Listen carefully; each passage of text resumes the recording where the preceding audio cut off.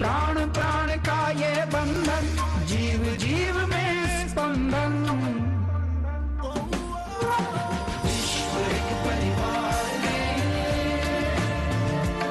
योग को किया है बंधन। विश्व एक परिवार है, योग को किया है बंधन। विश्व एक परिवार है, योग को किया है बंधन।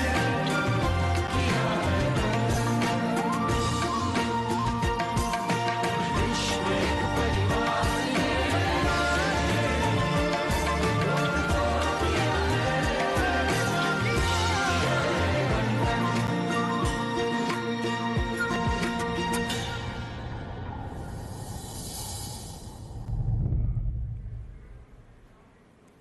विश्व एक परिवार है और फिर चाहे योग हो या गीत संगीत, यह विश्व को जोड़ता है। उल्लेखनीय है कि 21 जून अंतर्राष्ट्रीय योग दिवस तो है ही, साथ ही अंतर्राष्ट्रीय संगीत दिवस भी है। बिल्कुल सही आपने कहा। और अभी जो विश्व एक परिवार है बात कही गई, हमारे तो परंपरा में हमेशा से कहा गया वसुदेव कुटुंबकम, यानी पूरे विश्व को हम अपना परिवार मानते हैं। और जब हम बात करते हैं माननीय प्रधानमंत्री श्री नरेंद्र मोदी जी की, तो उन्हें तो पूरा विश्व युग पुरुष के रूप में, युग दृष्टा के रूप में सम्मान करता है। उनको सुनने के लिए सदा सदा सब लोग उत्सुक रहते हैं। हमारा सौभाग्य है कि माननीय प्रधानमंत्री जी इस समय हमारे साथ हैं। हम उनसे निवेदन करेंगे संबोधन के लिए। नमस्कार, आप सभी को 7वें अंतर्राष्ट्रीय योग दिवस की बहुत बहुत शुभकामनाएं। आज जब पूरा विश्व कोरोना महामारी का मुकाबला कर रहा है, तो योग उम्मीद की एक किरण भी बना हुआ है।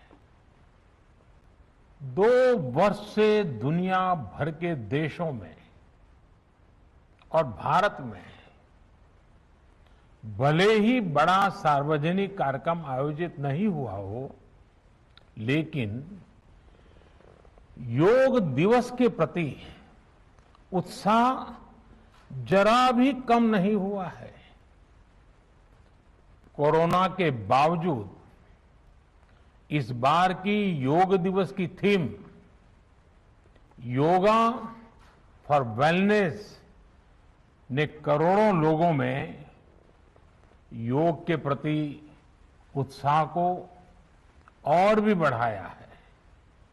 मैं आज योग दिवस पर यह कामना करता हूं कि हर देश, हर समाज और हर व्यक्ति स्वस्थ हो। सब एक साथ मिलकर एक दूसरे की ताकत बने। साथियों, हमारे ऋषियों मुनियों ने योग के लिए समत्वम योग उच्यते ये परिभाषा दी थी। उन्होंने सुख दुख में समान रहने, संयम को एक तरह से योग का पैरामीटर बनाया था। आज इस वैश्विक त्रासदी में योग ने इसे साबित करके दिखाया है। कोरोना के इन 1.5 वर्षों में भारत समेत कितने ही देशों ने बड़े संकट का सामना किया है। साथियों, दुनिया के अधिकांश देशों के लिए योग दिवस को उनका सदियों पुराना सांस्कृतिक पर्व नहीं है। इस मुश्किल समय में, इतनी परेशानी में लोग इसे आसानी से भूल सकते थे, इसकी उपेक्षा कर सकते थे, लेकिन इसके विपरीत लोगों में योग का उत्साह और बढ़ा है, योग से प्रेम बढ़ा है पिछले 1.5 सालों में दुनिया के कोने कोने में लाखों नए योग साधक बने हैं। योग का जो पहला पर्याय संयम और अनुशासन को कहा गया है, सब उसे अपने जीवन में उतारने का प्रयास भी कर रहे हैं। साथियों, जब कोरोना के अदृश्य वायरस से और इस अदृश्य वायरस ने दुनिया में जब दस्तक दी थी, तब कोई भी देश साधनों से, सामर्थ्य से और मानसिक अवस्था से इसके लिए तैयार नहीं था। हम सभी ने देखा है कि ऐसे कठिन समय में योग आत्मबल का एक बड़ा माध्यम बना। योग ने लोगों में ये भरोसा बढ़ाया कि हम इस बीमारी से लड़ सकते हैं। मैं जब फ्रंटलाइन वॉरियर्स से, डॉक्टर से बात करता हूं, तो मुझे बताते हैं कि कोरोना के खिलाफ लड़ाई में उन्होंने योग को भी अपना सुरक्षा कवच बनाया। डॉक्टरों ने योग से खुद को भी मजबूत किया और अपने मरीजों को जल्दी स्वस्थ करने में इसका उपयोग भी किया। और आज अस्पतालों से ऐसी कितनी तस्वीरें आती हैं जहां डॉक्टर्स, नर्सेस मरीजों को योग सिखा रहे हैं, तो कहीं मरीज अपना अनुभव साझा कर रहे हैं। प्राणायाम, अनुलोम विलोम जैसी ब्रीथिंग एक्सरसाइज है हमारे रेस्पिरेटरी सिस्टम को कितनी ताकत मिलती है, ये भी दुनिया के विशेषज्ञ खुद बता रहे हैं। साथियों, महान तमिल संत श्री तिरुवल्लुवर जी ने कहा, नोई नाडी नोई मुद्दल नाडी हदु तनिकुम वायनाडी वाय पच्चयल। अर्थात अगर कोई बीमारी है तो उसे डायग्नाइज करो, उसकी जड़ तक जाओ, बीमारी की वजह क्या है ये पता करो, फिर उसका इलाज सुनिश्चित करो। योग यही रास्ता दिखाता है। आज मेडिकल साइंस भी उपचार के साथ साथ हीलिंग पर भी उतना ही बल देता है और योग हीलिंग प्रोसेस में उपकारक है। मुझे संतोष है कि आज योग के इस पहलू पर दुनिया भर में के विशेषज्ञ अनेक प्रकार के साइंटिफिक रिसर्च भी कर रहे हैं, उस पर काम कर रहे हैं। साथियों, कोरोना काल में योग से हमारे शरीर को होने वाले फायदों पर, हमारी इम्यूनिटी पर पड़ने वाले सकारात्मक प्रभावों पर कई स्टडीज हो रही है। आजकल हम देखते हैं कई स्कूलों में ऑनलाइन क्लासेस की शुरुआत में 10-15 मिनट बच्चों को योग प्राणायाम कराया जा रहा है। ये कोरोना से मुकाबले के लिए भी बच्चों की शारीरिक रूप में तैयारी कर रहा है। साथियों, भारत के ऋषियों ने हमें सिखाया है, व्यायामात लभते स्वास्थ्यम, दीर्घ आयुषम बलम सुखम। आरोग्यम परमम भाग्यम स्वास्थ्यम सर्वार्थ साधनम। अर्थात योग व्यायाम से हमें अच्छा स्वास्थ्य मिलता है, सामर्थ्य मिलता है और लंबा सुखी जीवन मिलता है। हमारे लिए स्वास्थ्य ही सबसे बड़ा भाग्य है और अच्छा स्वास्थ्य ही सभी सफलताओं का माध्यम है। भारत के ऋषियों ने, भारत ने जब भी स्वास्थ्य की बात की है तो इसका मतलब केवल शारीरिक स्वास्थ्य नहीं रहा है। इसलिए योग में फिजिकल हेल्थ के साथ साथ मेंटल हेल्थ पर इतना जोर दिया गया है। जब हम प्राणायाम करते हैं, ध्यान करते हैं, दूसरी यौगिक क्रियाएं करते हैं तो हम अपनी अंतर चेतना को अनुभव करते हैं।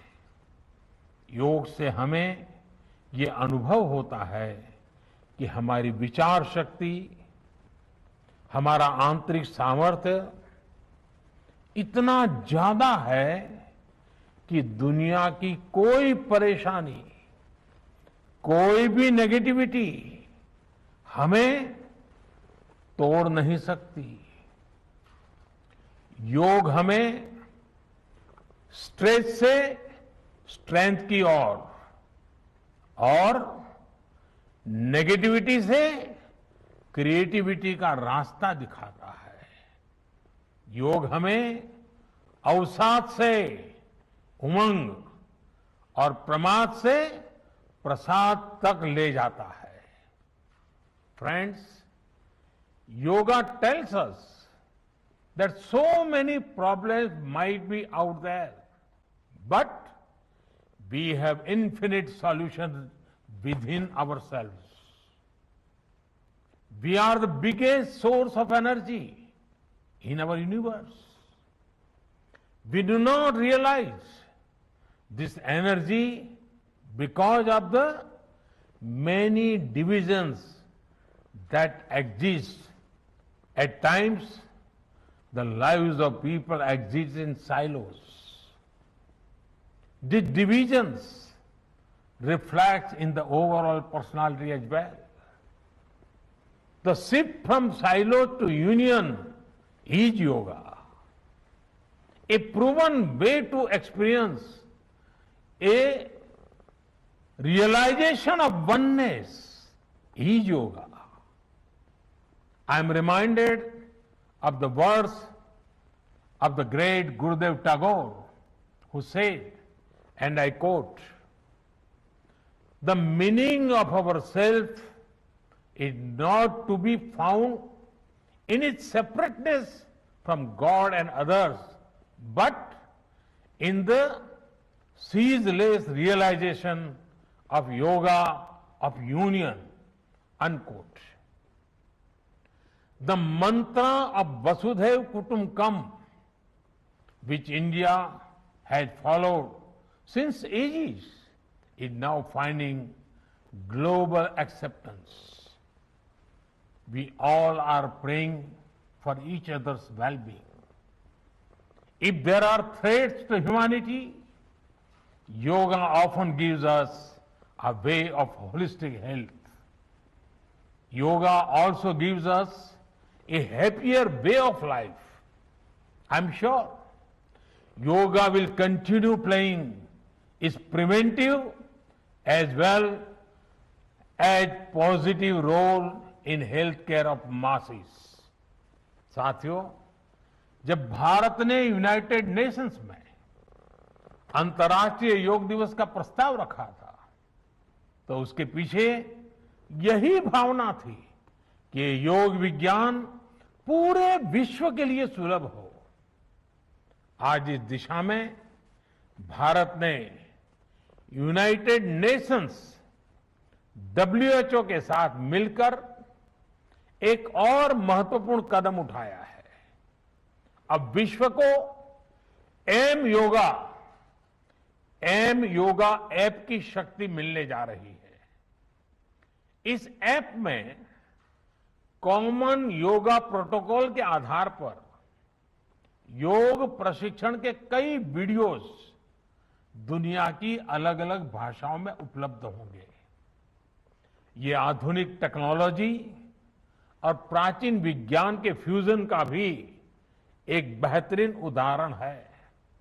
मुझे पूरा विश्वास है एम योगा ऐप योग का विस्तार दुनिया भर में करने और वन वर्ल्ड वन हेल्थ के प्रयासों को सफल बनाने में बड़ी भूमिका निभाएगा। साथियों, गीता में कहा गया है,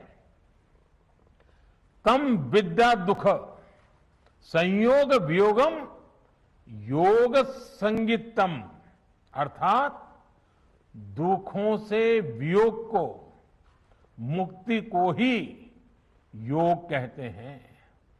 सबको साथ लेकर चलने वाली मानवता की ये योग यात्रा हमें ऐसे ही अनवरत आगे बढ़ानी है।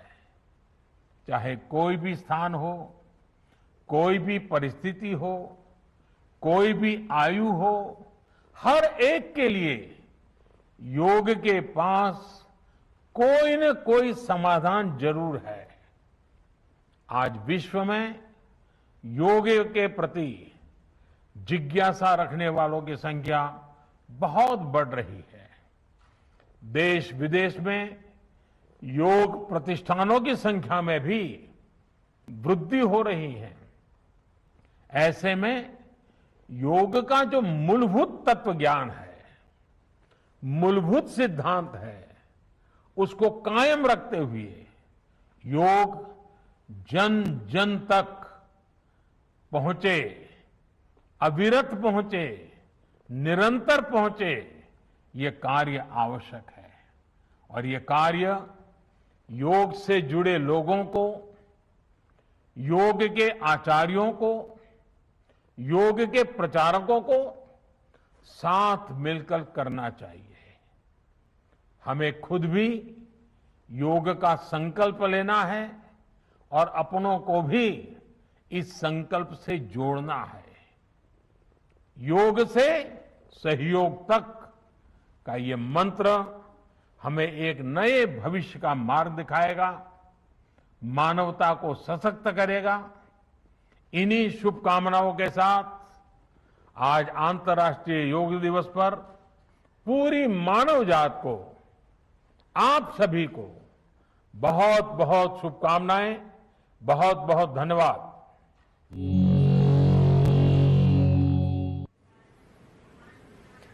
बहुत बहुत धन्यवाद माननीय प्रधानमंत्री जी, आपके आशीर्वचनों के लिए, आपके संबोधन के लिए। आपके शब्द, आपके विचार हमेशा ही हम सबका मार्गदर्शन करते हैं। और अमित, आपने देखा किस प्रकार से माननीय प्रधानमंत्री जी ने एक बात कही कि कोरोना काल में किस प्रकार से योग के माध्यम से लोगों का स्वास्थ्य लाभ हुआ है।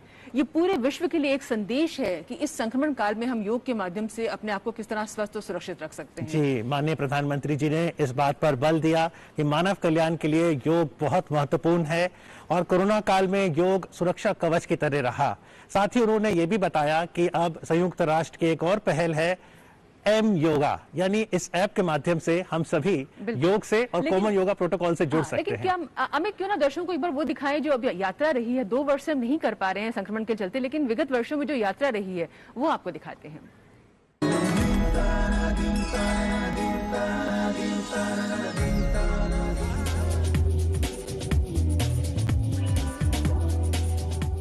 The Ministry of Ayush successfully organized the first International Day of Yoga on 21st June 2015 at Rajpath, New Delhi.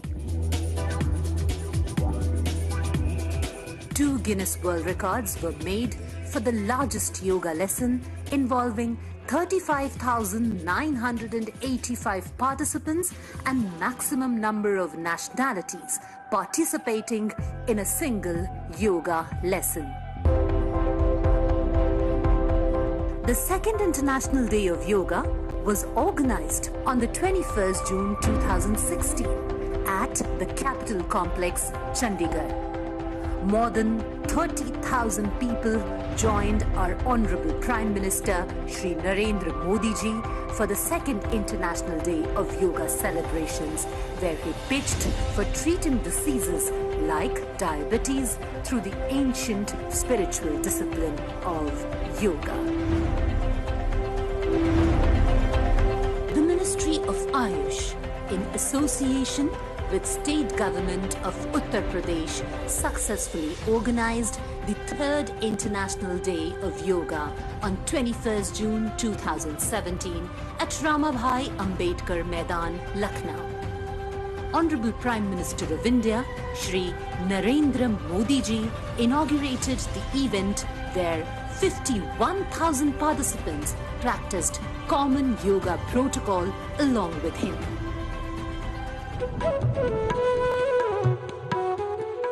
The fourth International Day of Yoga was organized by the Ministry of Ayush on the 21st June 2018 at Forest Research Institute, Dehradun. More than 50,000 people participated in the grand event along with the Honorable Prime Minister of India and Honorable Chief Minister of Uttarakhand.